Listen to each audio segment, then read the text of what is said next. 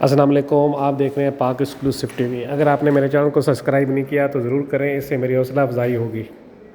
Breaking news یہ ہے کہ وزیر اعظم عمران خان نے کہا ہے کہ کراچی میں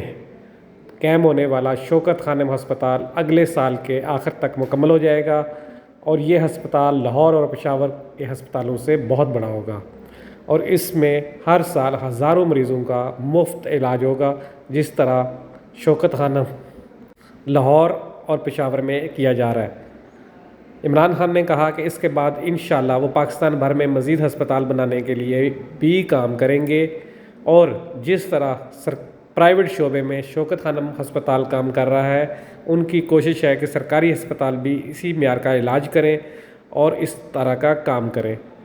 آپ دیکھ رہے ہیں پاک exclusive T V. Breaking news یہ ہے کہ وزیر اعظم عمران خان نے کہا ہے کہ کراچی میں قائم ہونے والا شوکت خانم ہسپتال اگلے سال مکمل ہو جائے گا اور مریضوں کا داخلہ شروع ہو جائے گا اور لاہور، اسلام آباد، پشاور کی طرح بلا تفریق تمام مریضوں کا علاج مفت ہوگا۔